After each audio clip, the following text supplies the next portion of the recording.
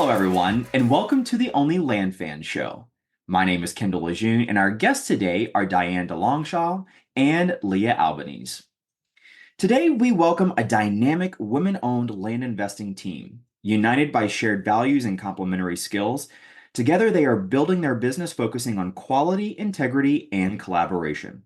They believe in taking bold action and continuously refining their approach as they build a business aligned with their vision. Their passion extends beyond land deals. They're on a mission to inspire more women to join them in the land investing space. Diane and Leah, thanks so much for joining us. How are you today? We're great, Kendall. Thank you. Thanks for having us. Yeah, I'm so excited to have you on. I have watched your journey so far in the land space, and it's been incredibly impressive. And so I'm so excited to have you on the show for you to share what that's been like. So give us a little bit of background. How did you get started in land deals? So, Leah, you want to start, or you want me to tell goes first? You start. Okay. So I got started in land. I was looking for something a couple years ago. I was in a business that I loved. I'd been in the business for about 14 years, but COVID hit it pretty hard, and so it had slowed down quite a bit. And I was looking for something that I could still do on my own that would be flexible but fun. And I had a few years of real estate background. Several years ago, I was in residential real estate for about 5 years, and I enjoyed it, but I didn't want to do that again. And so I must have been talking to someone, and this Facebook ad popped up about this masterclass in real estate investing. And so I took it, and it was like a 7-day masterclass. I was like, oh, this wholesaling idea. This is cool. I like this wholesaling idea. And so then I started Googling some stuff, and I found the Wholesale Hotline podcast with Pace and Brent and Jamil, and talking about wholesaling houses. And I was like, oh, this is going to be awesome. And I consumed all these podcasts from them. And then they interviewed Jack Bosch, and he talked about land. And I was like, oh, this is what I'm doing. I can do it from anywhere. It's not stressful, not as stressful. And so then I just started again looking for stuff, and I found your podcast and I just started consuming your podcast. And then I was really determined to start this for not a lot of money and just see if I could do it. And so I basically spent $26 skip tracing a list, and I started cold calling in December of last year.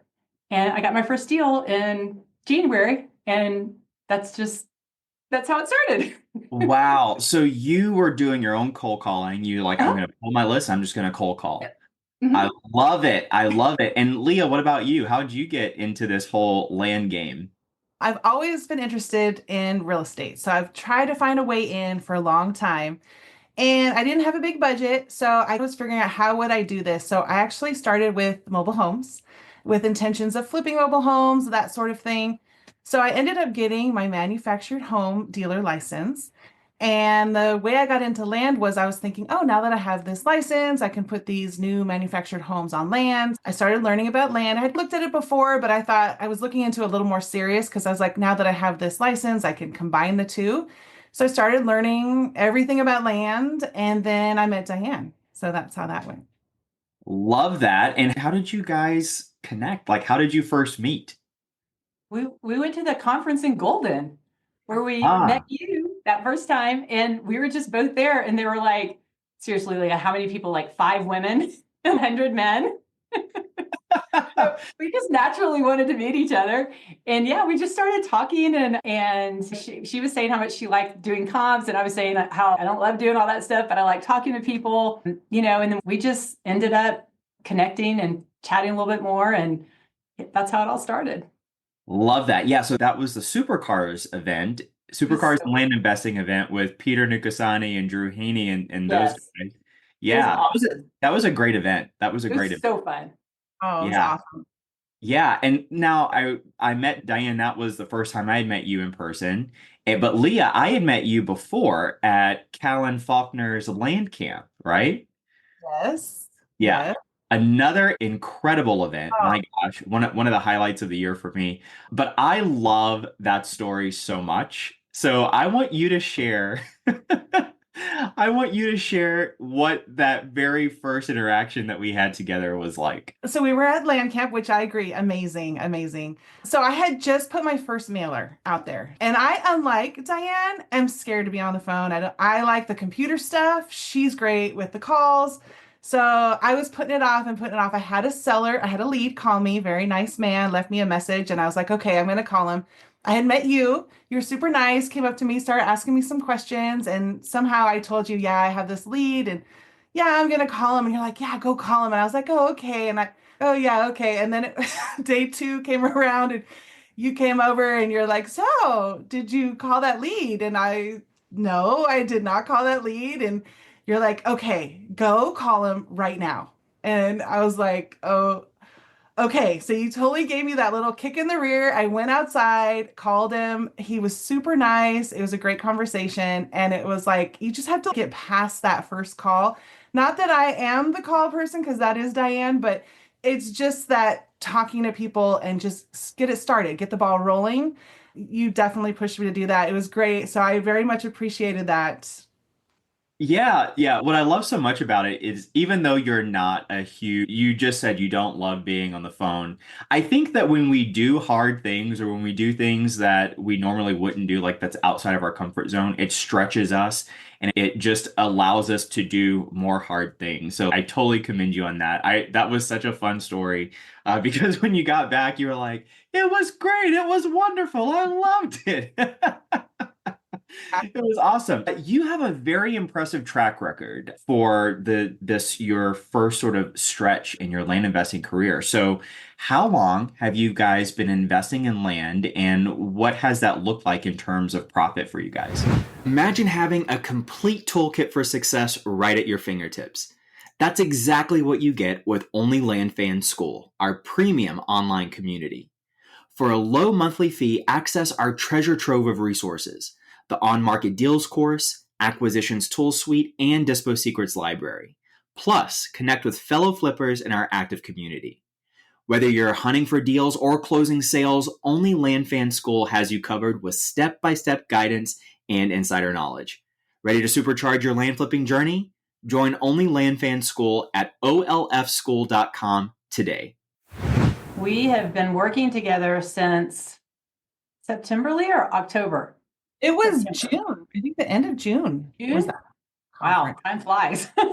So about 6 months, almost 6 months together. You did a few months before that, but together about 6 months, and it was amazing. But yeah, when we had talked about, I'll just tell you, Diane had said, we were talking and she's like, if I could just be on the call and just talk to sellers, I would be awesome. And I said, really? Because if I could just comp all day, I would be happy. So it was so amazing that we came together and she sent me some comps a few weeks later. Hey, can you comp this? I was like, yes, I can. And it was just amazing because I always say we complement each other very well because I like to do what she doesn't and vice versa. And so it works great. So yeah, it's been about 6 months and I think we've done pretty good. Yeah, so give us a little bit of insight. Give us some context. What does done pretty good mean? How many deals have you guys closed since you started working together, and what has been your net profit? We've closed 3 deals since we started working together, and our net profit has been $120,000. Ah, I love that. I love that. So good. So Exciting. good. So super exciting, right? So talk to us a little bit about what was the biggest limiting belief you had before you started your land career?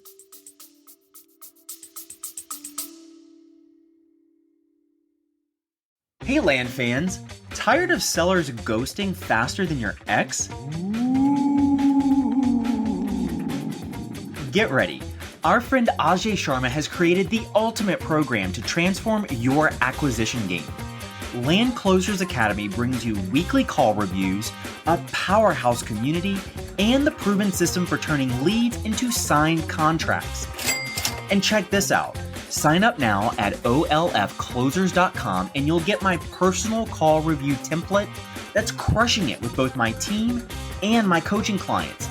This is the exact system we use to level up acquisition managers and consistently grow their closing skills.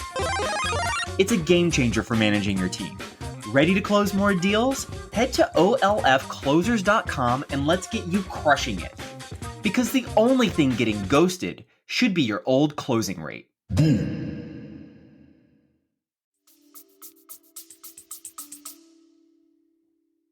Well, mine was, is this real? Because you hear all these people and these podcasts, and it's so amazing. And you're like, can this really be real? Come on. But it's shocking. It really is. And I'm amazed that when we've had our sellers and our buyers, like it's not like hardcore negotiation. We've given people a lot of times pretty close to what they want on both sides. And it's amazing that it works. But I think my limiting belief was, can it be real? For sure. That's a big one.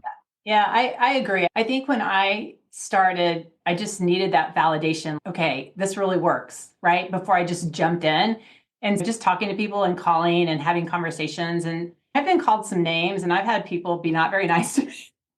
But the majority of the people are really nice. But I think for me, I think sometimes my limiting belief comes in even later after the fact. Okay, we did this. And then it's, oh, but can we do it again? Is this it? Were we just hot out of the gate and that was it? Or can we really find more deals? Yeah. Sometimes I get caught up in that a little bit, just being a little bit fearful that maybe we were lucky at first, but we've got a lot of stuff in our pipeline now. So I just see it. I'm like, I think it's okay. Like it's going to keep happening as long as you keep talking to people. Yeah. Oh, that is so good. And when did you first realize, what was that first moment that you realized like, oh, this could really be possible for us? Like we could do this as a business.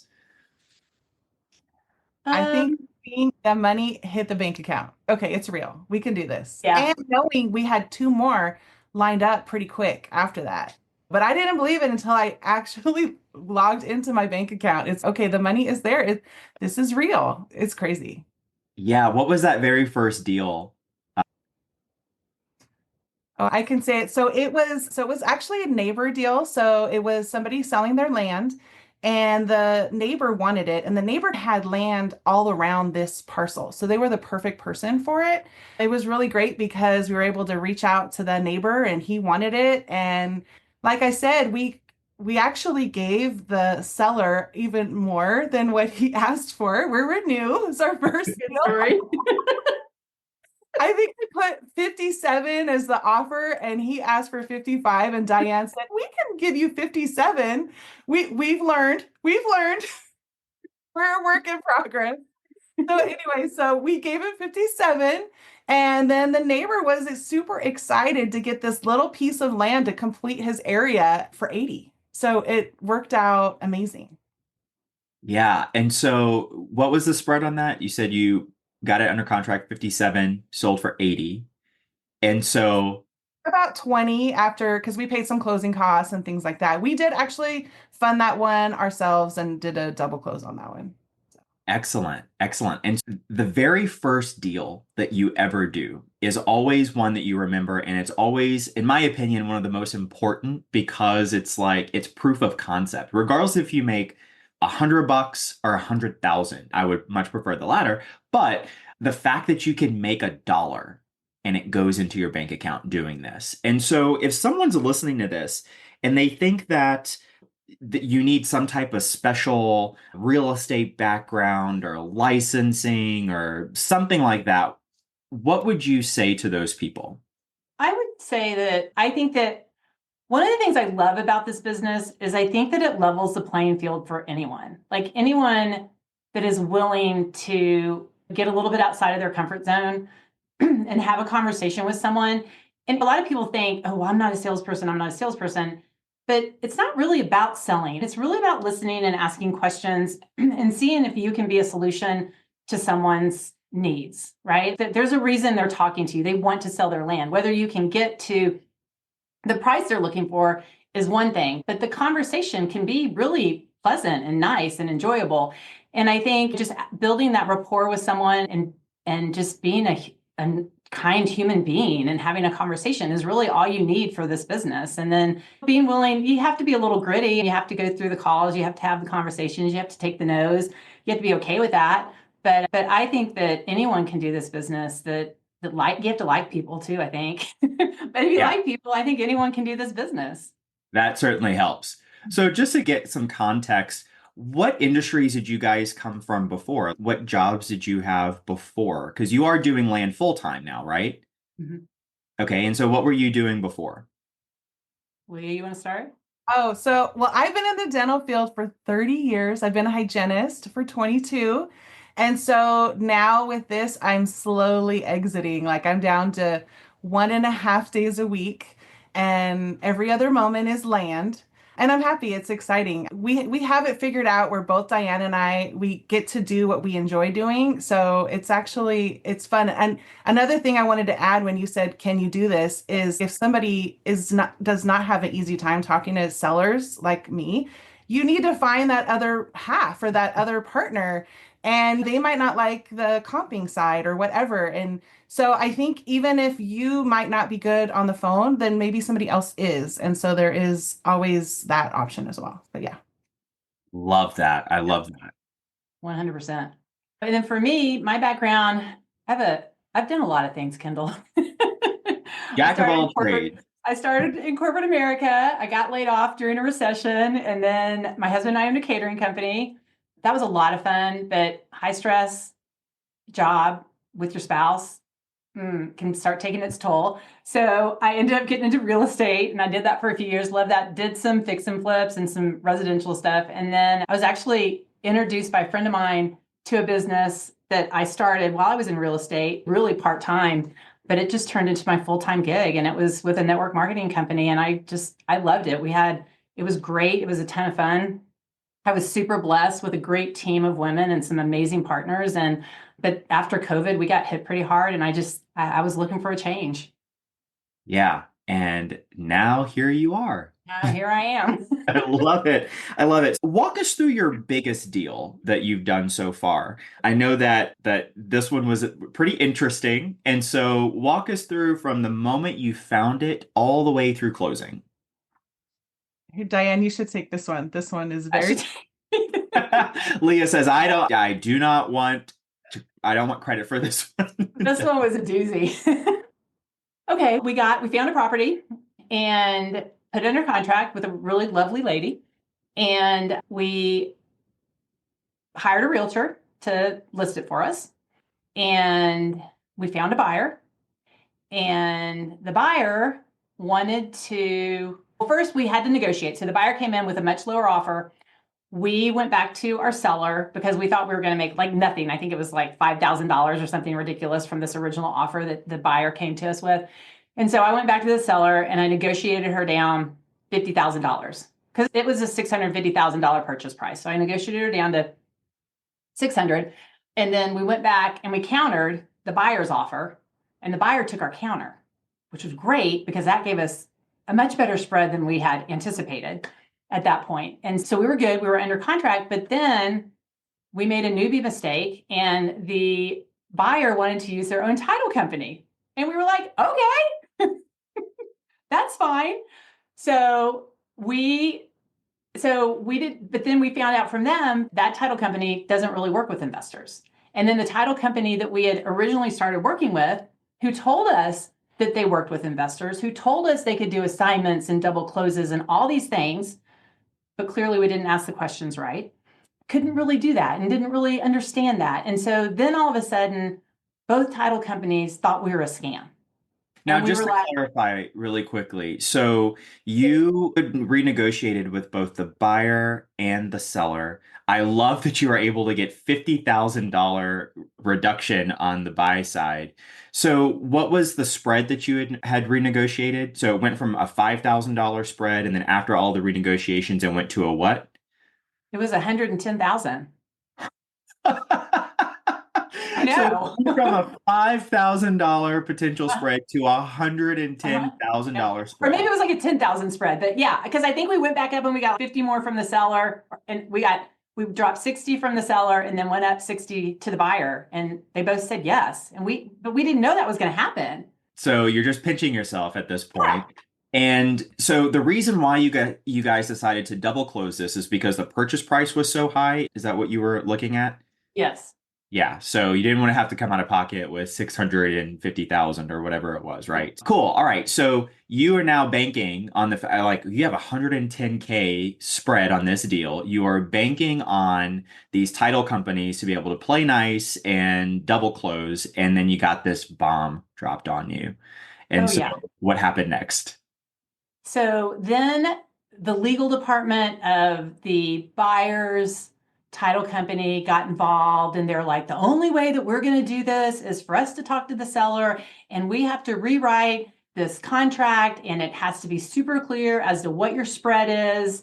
So both the buyer and the seller know that you have this fee. And I'm like, oh, great. You don't like, if it's like several $1,000s or 10 or 20 or whatever, fine. But I'm like, oh my God, this is going to fall apart. When they see this 110,000, even though that did include after we paid for all the closing costs and the realtors and all that kind of stuff, but that still looks really big. Yeah. And Yeah. so Lee and I were just like, oh my God, this is going to fall apart. And then they were like, and then the title company said, okay, the only way we're going to do this is to completely rewrite the contract, and we're going to take you out of the whole contract. Like we'll write in your assignment fee, but this is going to go directly from the seller to the buyer. And both sides are going to know the spread. And we're like, okay. We didn't know what else to do. And the realtors are like, yeah, this will work. This will be okay. And I'm like, okay.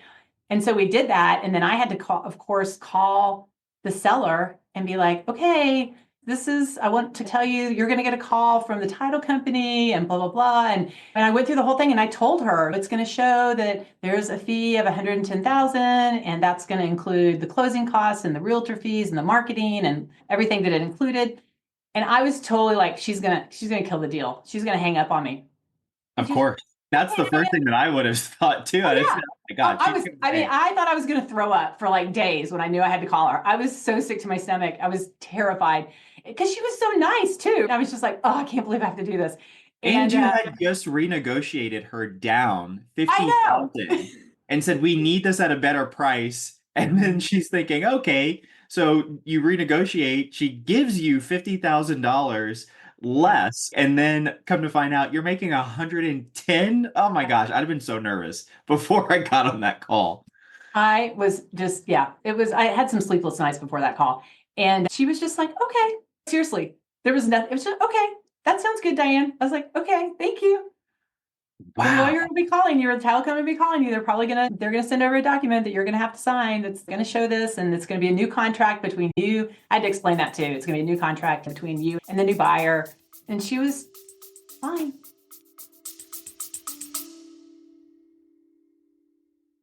Hey, land fans, looking for your tribe of serious land investors? Join thousands of your fellow land lovers in the Only Land Fans Facebook group. We're talking real deals, expert strategies, and game-changing connections you won't find anywhere else. This isn't just another real estate group. This is the community where land investors come to level up. Join us at onlylandfansgroup.com and join the conversation today. That's onlylandfansgroup.com. See you there. Wow, so many opportunities for this thing to fall apart. Yes. It's amazing that it did not, but I think one of the reasons why it didn't, and probably chief among those reasons, is the rapport that you built with the seller. So talk to us a little bit about that, because I'm sure she wasn't like, oh, I'm losing 110. That's perfect. I'm sure she wasn't just that naive. I'm sure a lot of it had to do with the relationship that you had built with her. Yeah, I think so. And I try really hard when I have someone under contract to keep in touch with them on a regular basis, just to let them know, just anything, just, hi, Mrs. Wilson, I just want to check in with you, let you know everything's good. We're still moving through title work. We're still working on the survey and looking at the land.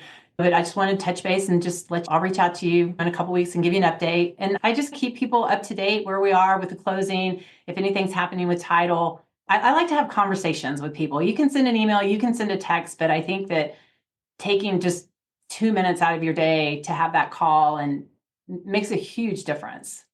Yeah, that is incredible. So how did that deal end up? So you're crossing your fingers every day, praying that it finally closes. So tell us, how did the story end? they went to closing and I think they went into their title company and did it. It ended up all moving over to that one title company. So our first title company was just out of the loop at all, moved all over to there, and they closed on both sides. They did a traveling notary for the seller, and then the buyer went into the title company to close. And then we got an email saying that our money was being wired. It's just, oh my God, I can't believe this happened. Oh my gosh, I love that. What a story. So I'm sure so many lessons from that, so many lessons. What was the biggest lesson that you learned in that particular deal? If you're enjoying this episode of the Only Land Fans podcast, please let us know by subscribing and leaving a review. Now let's get back to the action. The biggest lesson is to not ever let a buyer choose the title company. It's either your title company or it's not a deal. That would definitely be the biggest lesson. And the second lesson would be when you're talking to a title company and asking them if they really work with investors, to get them, and you told me this, Kendall, to get them to actually tell you exactly how that process works. Because they can say, oh yeah, we do assignments. Oh yeah, we do double closings. Okay, so can you tell me exactly how those processes work with your company? I just want to can you walk me through that? And so that's what we've been doing now as we talk to title companies. We are really clear on making sure, you're saying you're doing this, but do you really do it? Exactly. Yeah, I love that so much. So important. If your deal depends on the fact that you're double closing or that you're assigning, it is so important that you're working with the right title company, because that will absolutely kill the deal for sure. So let's talk about some realizations that you had throughout the process. So in your career, what would you say to people that think it takes forever to see significant results in your land business? Like, what made your results so successful so early on in your career? No, Diane is so great on the phone. So that to me, that's the main thing. She's awesome. And then I try and tell her, whatever you need to do to stay on that phone, let me do everything else. So you can be on the phone. She's so great. I think that makes the biggest difference. But I think you also need to really just commit. Like we interviewed a bunch of we do cold calling, and we interviewed a bunch of companies, and it's expensive, and we did not go with the cheapest company. And it's an investment, and so it's hard to put that money out there before you're getting any money back and hoping it's going to work. So I think you need to just fully commit that I'm going to do this for at least 3 months. You got to give it 3 months and then go through all the phases, and something's going to happen. I can't imagine talking to all your leads, going through all the process. Something is going to happen in 3 months. Wouldn't you say, Diane? Yeah, at least you'll have some good conversations. You'll have some good follow-ups and things like that in 3 months. And I really think, honestly, taking action. We are so messy. We're so messy. We are just building the airplane while it's in the air. We're just rolling with it. And a lot of people, I think, get caught up like, oh, I have to learn this. I have to learn this. I have to learn this. And yes, you do have to learn it, but you can learn it as you go, because there are enough people out there that are nice and that will help you, that you can ask questions of, and just do it messy for a while. Just get out there. Like my son has started doing some calling because he wants to do land too. And there were a couple times where he just hung the phone up on someone because he was so freaked out. But I'm like, that's okay. You call them back later. They don't know who you are. So just doing it, just going for it and just making it work. And because you're not going to be very good the first few conversations. You're just not, but you're going to learn over time. Oh, okay, this works, this doesn't. And you're just going to get, the more you repeat, the more you have those conversations, the more comfortable you'll get over time. Yeah, that is such good advice. You have to take messy action. You have to embrace the fact that you're not going to feel like you're great at it. No one was great at anything, just falling out of the womb, except for maybe crying or something. But everything is a skill that we have to learn. So I completely agree with you about that. Now, you mentioned learning as you go. What role has education played? Like, where do you find the answers whenever you're like, oh, I'm stuck, or how do I do this? Or you mentioned you have a network of people. So tell us a little bit about that. So, Leah, you want to start? The thing that I think that we did together for sure was your free, what was it, the free coaching or you got that you didn't you get free coaching? Oh, yes. Yep. Yep. So I, so how I learned, I'll just, because this will make this make sense. I took every free masterclass on land out there, like every single one of them. I just, if it was, or even if it was like a few dollars, whatever, I would just take whatever masterclass I could. And then I would take the stuff from those masterclasses that felt good to me and who I am. Right. And then I consumed your podcast and I've probably listened to 85% of your podcast, Kendall. And I've listened to a ton of Seth's podcasts and kept listening to people who have done this business and who've done it well and their thoughts and their processes and their ideas and how they choose markets and how they market to those markets. And that's really how I just got into it. And then, yeah. And then I won that master class that you and AJ had. And I Yeah. won the prize on there or whatever. And then we had a couple times of coaching with you, and that was great. And that's when Lee and I actually kicked off working together. Yeah, love that. I love that. Borrow from other people. I think it's so important. There's so many lessons in hearing other people's journeys. And it's been said that success leaves clues. You don't have to reinvent the wheel. Go out and listen to what other successful people are doing. I think that's so important.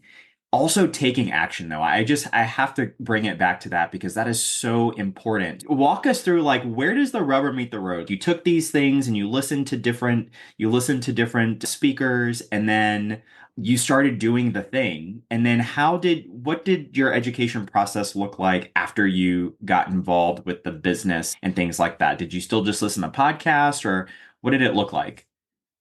I still just listen to podcasts mostly. And then, well, and another thing I want to say that I think is important is going to those events. I only went to that one, but just going and meeting, we're talking about networking with people and meeting people and being able to shake people's hands. Those are a great support system for you as well. So then, after that, then Leah and I started the full training coaching program with you. That was my first formal coaching program. That was the Oh, first time I actually was like, okay, I know who I want to work with now. wow. That was like the next step in my journey. I was like, okay, I'm getting this done. I know I can do this. I can do it super messy, but I maybe need some help making it a little bit more clean and getting the system down so that Lee and I can actually build something that's successful and not just crazy where we're ripping our hair out all the time, run around. And yeah, and I just, after listening to you for so long and you're so abundant and interviewing all these people, I was just like, yeah, let's work. We want to work with Kendall. Oh, I love it. And so, what has been the most valuable components of working with a coach or working with a mentor? Oh my gosh, I will say so many things. So we love your program, Kendall. We think you're amazing. Thank There's so you. many things I like because I thought about this. So we do a weekly call. Yep. And I will say that you stay on there for every question. And sometimes it's winding down, and then a couple people ask a few questions, and then we just keep going. And you answer everyone's questions. You're very great at keeping everybody accountable. That to us, for especially for Diane and I, who are like she said, we're frazzled, we're figuring it out. It's good to have someone who's actually, okay, wait a minute. How many leads did you have? How many offers did you do? And keep us on track instead of just putting all the fires out. Let's stay on track with keeping our leads and offers and things like that. And then the Facebook group is amazing for so many reasons. I'm sure you want to add to Diane because there's a lot of things. No, I agree. The weekly calls, they're not a lot of calls I'll get on every week. Um, But I just know every time I get on there, I have questions. You'll answer them. I learn from other people who have questions, and it's great. And then the Facebook group, if we have questions, we can post something up there. And I don't think I've ever waited more than a few hours for an answer from you or an idea from you. And then not just being there for Q&A, but the trainings that you do at the beginning of the hour, those have been huge for me. And did you know I love to take notes? So I have a whole binder full. yeah, Pace But Morby it's called you out on the podcast for you were taking notes during his thing. He was like, "Look at her, she's amazing. She's taking notes. Who is this person?" And I like to go through them because there's so much when you're learning so much, when you're new into an industry and you're learning so many things, it's hard to keep up. So if I take like at least some basic notes, I can go back and be like, oh, okay, yeah, I remember this. Oh yeah, I remember this. And so that's been huge for me, for I sure. love that. I love that. And I do have to, I am so glad that I get to work with you both because it's just been so much fun. I've loved seeing your progress so far. But I'll also say for anyone that's listening to this, regardless of what level you're on or what stage you're at in your business, find a coach. I have coaches in multiple different areas of my life, multiple different stages. And I can honestly say every single time I have started working with a coach, like I've grown exponentially. And so I will forever be working with coaches. I think that's so important. So I'm really glad to hear that takeaway. Let's talk about some nuts and bolts of what you do as land investors. So can you talk a little bit about what were some of the most important steps, those action items that you took in the very beginning that really moved the needle for you in that first 30 days of working together? I think we defined our roles. We had to figure out who does what. And to be honest, we're still figuring this out and we're still just figuring it out. So we get our leads. I think this is what you're asking. So we get our leads. I usually will comp them or at least do a little information. Diane will call them. And then usually there's always a something that comes back to me like, oh, what about this price? Or, oh, they said it has this. And what do you think? And we go back and forth and then give a decision. Diane calls and then she does the final offer and contract. We're still trying to figure out our dispo scenario. We don't have that figured out perfectly yet, but we're still learning. We're still new. That's so good. And Diane, what does your daily workflow look like? I try to block out my calendar for some specific times that I call people and follow up with people. And I usually follow up with new leads first, try to follow up with the newest leads first, and then go back to the follow-ups, either the second call or if I've made an offer or if I've just had those two conversations and then had a hard time getting back in touch with someone. So that's mostly what I do. But what we realize, Leah does company and I do the calls, but then there's so much more, right? I write the contracts and then, oh, we have it under contract. Now we need a realtor. Oh, and we need a title company. And so there's so much more that goes into it than just like these two simple roles, which is where I think those main roles, we know what we're doing, but the other ones, a lot of times, are we putting it up on Facebook Marketplace? Do we do flat fee MLS? Do we hire a realtor? It's just, there's a lot of decision making. And then once you have stuff in title, following up with title and making sure everything's flowing smoothly and keeping up with, the seller. And if you're also in charge of the buyer too, because it's a neighbor or you're doing an assignment or something like that, and there's not anyone else involved, you got to keep them on track and knowing what's happening with the transaction. And yeah, there are a lot more moving pieces than I understood when I got into this business. Wait a minute. I don't just get someone under contract and then I get a check. Yeah. Right? Yeah, I love that. So, what would you say to someone who may be newer to the business and they're just overwhelmed and drowning in all of the things? What would you say to that person to make sure that they are doing the things that move the needle the most? I would say make sure that you're continuing to market and make sure you're continuing to have conversations, always making offers and making an offer no matter what, and get a coach so that you learn how to do all these things the right way, because you don't know the right way unless you have someone that's helping you. And then sometimes there's like this, you'll tell me something, I'll be like, oh, I never thought about that. It's so worth paying to have a coach, because the money and the time and the brain damage and the mistakes that you're saved from having someone helping you and guide you along the way it's amazing.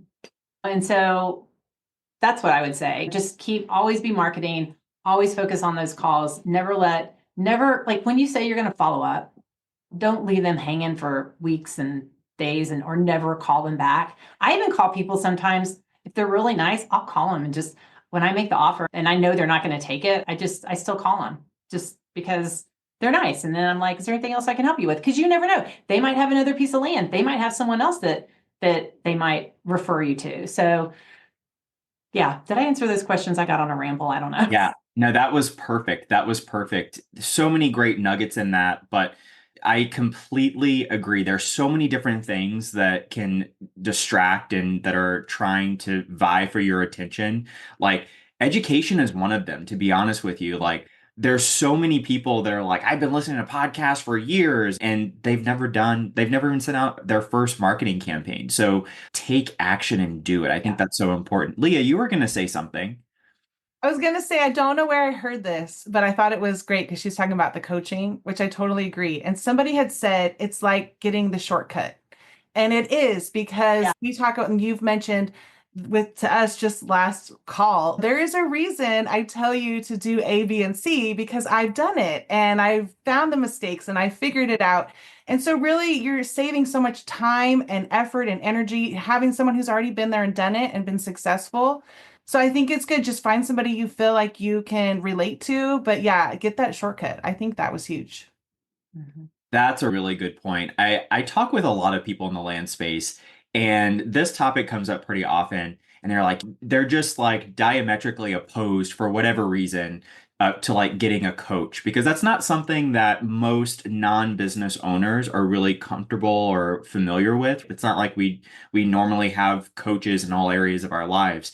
What I say to those people is it's not necessary to have a coach to be successful. You don't need to have a coach to do a deal. But I can tell you just with my own experience, and it sounds like what you're saying about the shortcut is if I could have just a direct line to someone that will make what I will struggle to figure out over 4 years, condense it down into 4 months. Yes, all day long. Let's go. Let's go right now. That's a really good point. Calling all ambitious land flippers. Ready to transform your business with proven systems and processes? Imagine this. One of my students recently closed 2 land deals and got another under contract in just 24 hours. That's the power of a well-oiled land flipping machine. My exclusive coaching program is specifically designed for action takers just like you. We'll build out your entire operation from lead gen to dispo, implementing these systems on real deals from day one. But hurry, I'm only accepting 3 new students until 2025. If you've done deals, have a growth mindset, and are ready to scale, visit kindlecall.com now. Let's turn your land business into a consistent profit powerhouse. Yeah. And I think too, like some people are like, oh, coaching's so expensive. So go close a deal and just say, okay, I'm going to go close a deal or two. And the first thing I'm going to do is reinvest that back into my business and I'm going to get a coach. Yeah. I mean, that's what we're doing. We're just reinvesting back in our business so that we can go faster and we can learn quicker and we don't have as many roadblocks as we would potentially have doing it on our own. Yeah, that's so smart. That actually sounds exactly like how I hired my first real estate coach. I took a wholesale course, and it was wholesaling houses. And I was a broke teacher. I didn't have a ton of money, and I knew that I needed a coach. And I just didn't have the money to do it. But I scrounged up my pennies. I bought this course. I followed it to the letter of the law, did my first deal, completely reinvested everything in that into one-on-one coaching. And then that next month, I did 3 or 4 deals and it completely changed my life. And so I completely resonate with that. That is so good. So let me ask this. So you guys are cold calling for marketing, is that right? Uh-huh. Yes. Anything else or just cold calling? Just Just cold calling. Yeah. Yeah. Why cold calling? Why do you guys, it sounds like it's obviously working. So what are the things that you like about cold calling? I like the consistency. I did 2 mailers.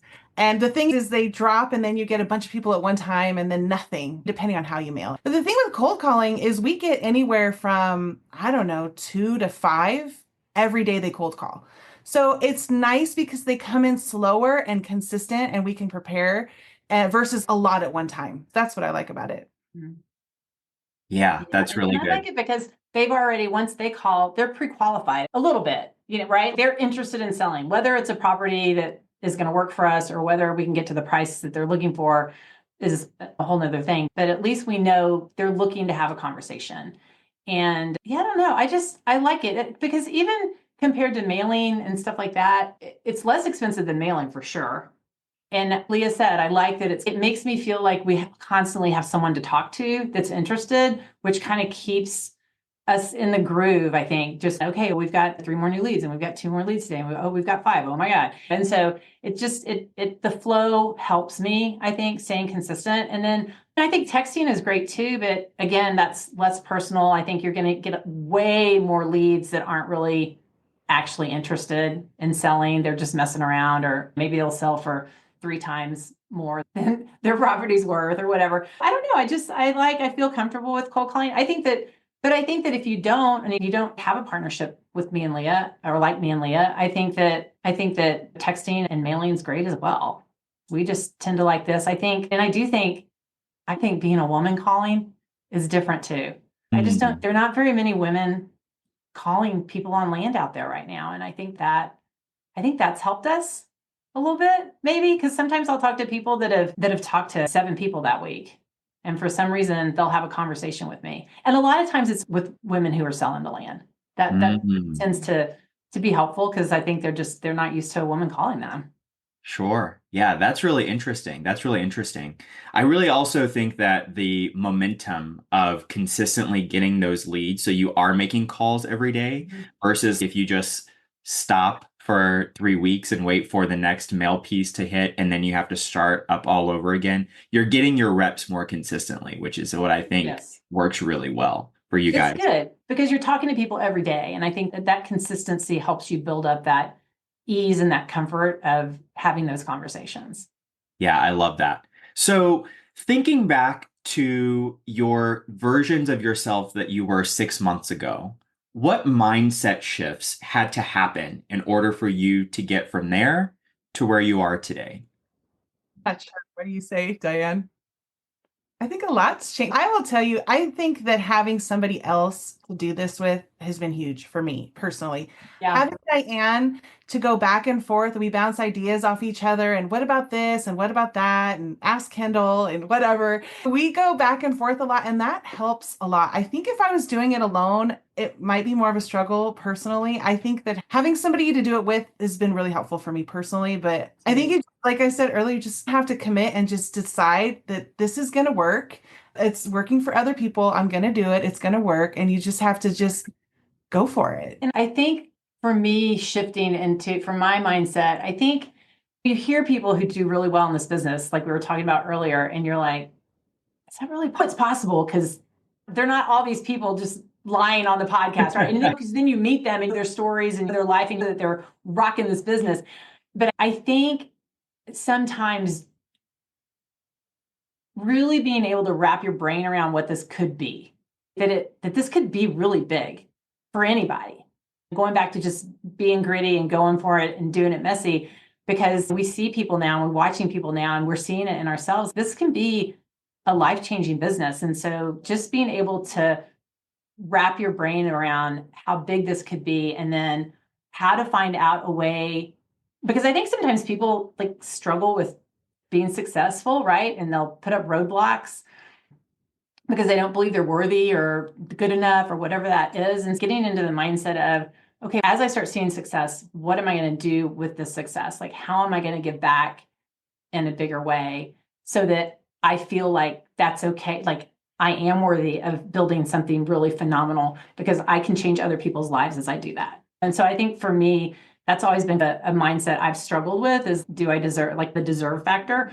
And I have to really focus on that. And that's why Lee and I really want to find a way to help more women get into this business, because for a lot of people, like one deal is life-changing for people. One deal a year. And it's just, again, I think an industry that anyone can get into and do really well. And yeah, so anyway, sorry, I went on rambling, but that's a mindset that for me, that I always have to work on. Yeah, no, that is so good. And I think it's absolutely beautiful that once you have this proof of concept and the dollars in your bank account, it's all good. But I love what you were talking about in terms of your vision of helping more people, more women enter this industry. Tell us a little bit more about that. Why is that special and important to you? So for me, I think because I was in an industry the last 14 years, it was pretty much all women. And so I helped a lot of women step into entrepreneurship, and a lot of them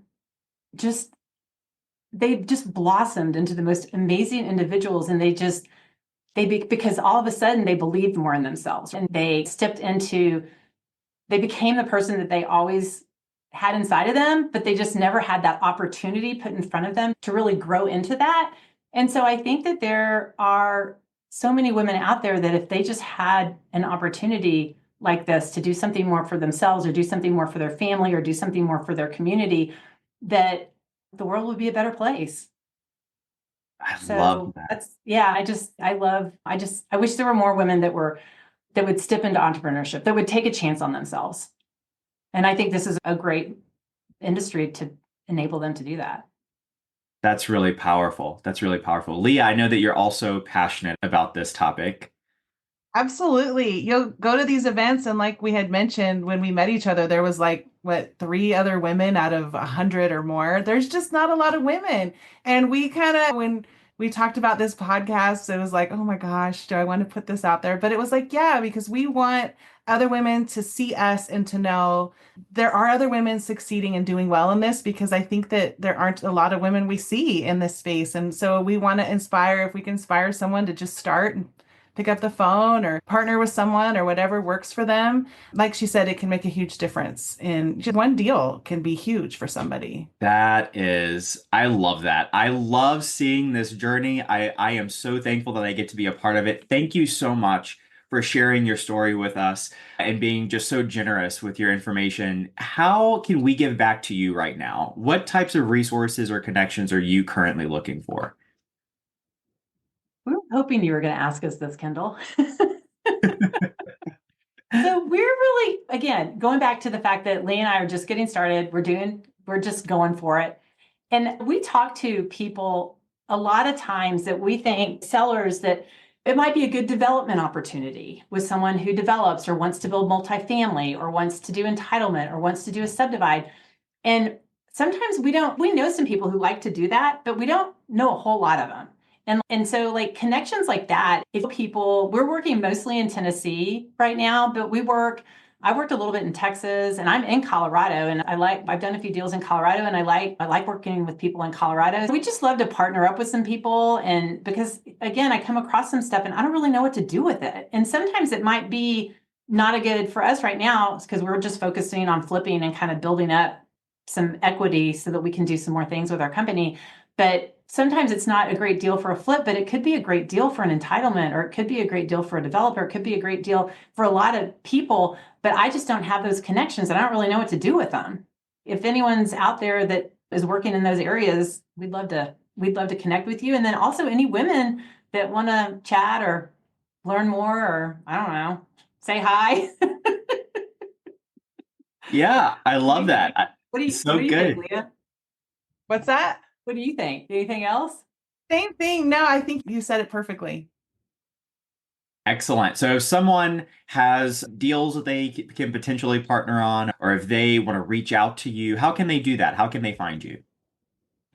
So our business is Creative Land Exchange. And so they can email me. I'm Diane, Diane, at creativelandexchange.com. And then Leah, Leah, at creativelandexchange.com. And then, yeah, we can go from there. We're also on social media. I'm on Facebook. I'm on Instagram. I'm on LinkedIn.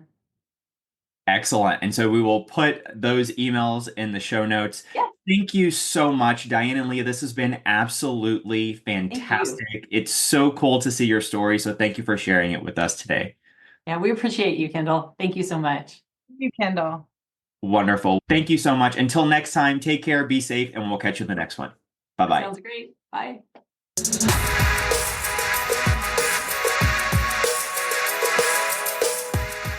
If you're interested in hearing from other 7-figure land flippers about how they've started and run their businesses, then join us at onlylandfans.com. Looking forward to seeing you there.